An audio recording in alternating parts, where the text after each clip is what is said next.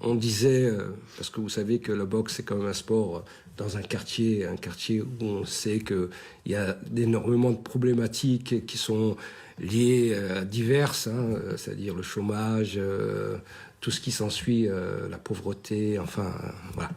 Et c'est vrai que de mettre en place cette école de boxe au pied des tours, ça a été quelque chose de fantastique parce que on se rend compte aujourd'hui que voilà le résultat. Plusieurs personnes ont participé aux Jeux Olympiques. Samuel Kistouiri, Mohamed Aminissi, Rachid El Haddad, donc beaucoup grâce à cette école de boxe, cette école de vie. Tu disais tout à l'heure ce noble art. Et je disais, où trouve-t-on ce plaisir à prendre des coups? Parce que c'est vrai qu'on joue au foot, on peut trouver du plaisir à vriller la balle pour la mettre dans la lucarne et la prendre. Bon, c'est pas naturel, mais voilà, on y trouve son... On va parler justement de votre recette de champion parce que c'est exactement la raison pour laquelle Océane a rejoint votre club il y a quelques mois maintenant. Océane, vous avez 17 ans, vous êtes déjà double championne de France de Muay Thai et vice-championne de France de kickboxing. Qu'est-ce qui vous a amené à la boxe anglaise finalement? Au début, c'était vraiment pour améliorer mon anglaise, qui manquait beaucoup en pied-point. Et avec les sources qu'on avait, ça nous a permis de savoir que Samuel était à l'USAP. Et du coup, dans la force des choses, on est allé à l'USAP, j'ai essayé et franchement, même... Ouais, en fait, conjointement, comme j'entraîne moi Océane en même temps en pied-point, Axel, le patron de la SSM Muay Thai, nous a dirigé directement avec Samuel, qu'il connaît très bien. Et après, on a été rencontrer Mohamed à l'USAP. Et plus qu'une histoire de boxe, en fait, c'est le lien d'abord qu'il a su créer, Mohamed, avec moi. En réalité, on était sur la même longueur d'onde, la même manière d'intégrer un nouveau boxeur et puis les résultats de l'USAP, il n'y a pas à en discuter en réalité. Moi j'entends les boxeurs sur Instagram leur dire mais c'est le meilleur club de France et sans fausse modestie, je le pense aussi. Parce qu'il y a un vrai projet derrière, ton parcours est assez fou. Hein. C'était il y a un an, en janvier 2022, ton premier combat en compétition, tout simplement. Ça fait 1 an et demi et des poussières que tu as commencé à pratiquer la boxe. Et pour le coup, c'est assez impressionnant parce que maintenant, tu as un vrai projet. C'est bien défini, objectif, Jeux Olympiques de 2028. Oui, ça serait le top du top, franchement. Et je vais travailler pour. De toute manière, il n'y a pas de doute qu'il n'y arrive pas. Je suis dans le meilleur club, avec les meilleurs entraîneurs. Et même, non, mais vraiment, les clubs, c'est une famille. Au bout d'un moment, quand on va à l'entraînement, on ne fait pas que s'entraîner. Vraiment, c'est une famille. Donc, je sais qu'avec la force des choses de la famille, tout va y arriver. Ça a été un vrai déclic du jour au lendemain, finalement. Océane s'est mise au combat. Elle traînait, vous me expliquiez tout à l'heure en off, elle traînait tout simplement avec vous dans la salle parce que vous avez été entraîneur pendant longtemps. Elle était auprès de vous, mais sans vraiment pratiquer. Et puis finalement, du jour au lendemain, elle se retrouve à enchaîner 12 combats en un an. C'est énorme, c'est quasiment un combat par an. Ça paraît fou. Il y a peu de boxeurs qui le font. Hein. Mohamed, il le sait, même en anglais, c'est compliqué d'avoir autant de combats sur une année. Alors oui, son histoire, elle commence, elle a 6 ans, hein, elle se balade dans la salle, elle vient, elle se promène, elle fait 2-3 assauts en compétition qu'elle perd parce qu'elle est la plus petite, mais malgré tout, elle montre quand même des belles qualités. Et moi, je voulais pas la forcer à ce moment-là, puisque du coup, je voulais pas que ça vienne de moi. Je voulais juste que ça vienne d'elle, que ce soit pas en reconnaissance avec son père et son entraîneur en même temps, où il y a un espèce de truc qui colle.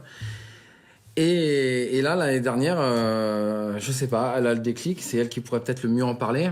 Elle rentre dans la salle et puis elle me dit, papa, je veux boxer. Je suis pas forcément trop d'accord, parce que moi, je voulais ma tranquillité. Et au bout du compte, on se retrouve. Moi, je voulais arrêter de coacher. Et je me retrouve à la recoacher dans le salon, à pousser les meubles, et puis elle en est, elle fait les choses, et puis elle est avec Mohamed, et puis elle est au championnat de France de boxe anglaise, et le week-end d'après encore sur les championnats de France de Muay Thai aussi. On en parlera juste après, justement pour vous. Mohamed, selon vous, même si vous avez peu de recul, mais c'est quoi votre recette? Finalement, c'est revenir aux bases de cette boxe anglaise dont vous aimez tant, hein, justement, ces codes, ces règles. C'est ça la recette du parfait champion pour vous, que vous formez au quotidien? Eh bien, c'est la question, je vais essayer de répondre. Et en fait, cette recette, je sais pas, c'est magique. Hein. Alors j'essaye. Alors on dit que je suis un magicien. Bon, je disais que c'était de la chance. Et finalement, c'est du travail. Ça se provoque. c'est du travail, parce qu'on peut dire la chance une fois, 2 fois, mais ça fait quand même 20 ans qu'on est au top niveau, au niveau de la région, au niveau de l'Aquitaine, qu'on est les meilleurs clubs. Et c'est vrai que pendant des années, on a toujours été dans le top 5 national. On tentait cette année d'être dans le top 1, être le meilleur club de France, parce que seul la Cassale l'a fait en Aquitaine. Et je me suis dit, tiens, il faut que j'arrive à avoir ce titre de meilleur club de France. On a échoué de très peu, encore une fois, sur des blessures. Samuel qui s'est blessé en demi et qui a fini le combat avec un bras, du premier au troisième. Donc c'est vraiment remarquable ce qu'a fait Samuel en gagnant. Et Bakary, que tu as suivi, peut-être qu'on en parlera tout à l'heure. On voit justement derrière vous à l'écran. Voilà, justement. Bakary qui lui a fait pour sa première année senior, a été jusqu'en haut, arrivé jusqu'en finale. Et voilà, 3-2. Mais c'est fantastique et il va intégrer l'INSEP donc très prochainement. Justement, Bakary qu'on voit encore à l'écran qui va intégrer l'INSEP, mais il y a vous à côté. Il y a Amine justement qui a 17 ans qui participe aussi ce week-end à ces championnats de France, à ces 8e et quarts de finale. Vous avez un parcours un petit peu particulier, hein, toi Amine, c'est que en 2020 tu touches du doigt cette équipe de France parce que tu participes à des stages. Tu vas même combattre en Allemagne avec le groupe France. Qu'est-ce que ça t'a appris, ces premières expériences? T'étais jeune, hein, parce que 2020, c'était il y a 3 ans, donc t'étais encore à 17 ans, t'avais 14 ans du coup à cette époque-là. Qu'est-ce que t'as retenu, qu'est-ce que t'as appris de cette expérience? Déjà, ça m'a permis de voir ce que c'était un peu le haut niveau, parce que boxer en Allemagne, c'est pas comme si on boxait ici en France et tout ça. Puis même voir un peu ce que c'est que l'équipe de France, boxer à l'étranger, ça permet de découvrir de nouvelles choses, et puis après voir plus précisément comment on peut faire pour plus tard aller, par exemple, faire des plus grands championnats ou s'habituer au domaine de boxer à l'étranger, quoi. J'imagine aussi une exigence qu'on a tâché de t'inculquer encore plus, même si on te l'inculque déjà à l'USAP. Entre-temps, malheureusement, le Covid est passé par là et ça a un peu coupé court à ton expérience avec l'équipe de France. Comment toi, t'as vécu cette période, cette déception, on imagine, de voir s'arrêter là, de voir se fermer les portes de l'équipe de France à cause du Covid? Est-ce qu'aujourd'hui, c'est peut-être une rage qui t'anime tous les jours à l'entraînement pour retrouver cette équipe de France? Oui, c'est du temps perdu. C'est effectivement du temps perdu. Là, après, aujourd'hui, je suis là et je fais tout pour rattraper. Hein. On essaie de rattraper. C'est vrai, si je peux intervenir par rapport à... C'est vrai qu'Amine, très jeune, hein, il arrivait, il a poussé la porte de la salle, 13 ans, il vient du quartier d'Olivrac, une très belle famille. Hein. J'ai eu la chance d'entraîner aussi ses autres frères qui étaient doués. Je crois qu'aussi, c'est aussi de la chance que j'ai eu aussi d'avoir des jeunes comme Océane, comme Amine, comme Mohamed Amenissi, comme Samuel Kissori, comme mon fils Waïl Jamaï qui était 4 fois champion de France. C'est-à-dire que c'est une chance d'avoir cette fibre. Je crois que faut remercier les parents, hein, le papa et la maman qui ont fait des... Mais c'est vrai que l'objectif de Amine cette année, c'est de gagner ses 8e écarts, se retrouver à Marseille la semaine d'après et de prendre cette ceinture de champion de France. Voilà, ça c'est ça que tu m'as dit. C'est le mieux. Et de faire des appels de phare à l'équipe de France. Aussi. Mais ça, c'est obligatoire. Je pense que la magie, Mohamed, il vient de le montrer, en fait, juste en regardant Amine et lui parlant. En fait, c'est le lien qu'il arrive à créer avec tout le monde. C'est ça, en fait, qui est magique. C'est ce qu'il explique dans son livre, hein. Sur le coup, Mohamed, je l'ai lu, donc, c'est ce qu'il explique, c'est pas une histoire de chance. La chance, ça se provoque, et oui, ça se monte. Et en fait, il est modeste en disant que c'est de la chance, qu'il sait pas comment il fait, mais on peut pas arriver avec autant de temps. On n'a pas autant de champions à son actif avec juste de la chance et des bons papas et mamans qui vous amènent des graines de star. Je voudrais juste remercier les personnes qui m'accompagnent depuis le départ. Adèle Yamdi qui fait un travail remarquable, Jean-Pierre Irasque, Coach Vegas et Néné Kandé. C'était Néné Kandé. Alors, si on parle de boxe féminine, c'est vrai, Océane, tu es arrivée, mais avant, dans les années 2000, j'étais contre la boxe Et on prend féminine. la relève. Bon, voilà, c'était... Comme quoi les avis évoluent. En tout cas, pour toi, Océane, c'est une grosse semaine qui t'attend. Parce que bien sûr, ce week-end, à la maison, à l'USAP, il y a les 8e et quarts de finale de ces championnats de France de boxe anglaise. Mais le week-end d'après, ça continue pour toi parce que tu prends la direction pour les championnats de France de Muay Thai. C'est une sacrée semaine qui t'attend et c'est surtout, on imagine, beaucoup d'enjeux pour toi parce que c'est fort pour la suite de ta carrière. Oui, effectivement. Et en plus de ça, c'est mes premiers championnats de France de boxe anglaise, donc j'ai tout à prouver, sachant que ça fait que 5 mois que j'en fais. Donc faut que je trouve ma place et faut que je m'impose aussi dans la catégorie de moins de 54 féminine. Et oui, du coup, pour les championnats de France de Muay Thai, oui, c'est une remise en jeu de mon titre gagné l'année dernière. Donc ça va être rude, franchement.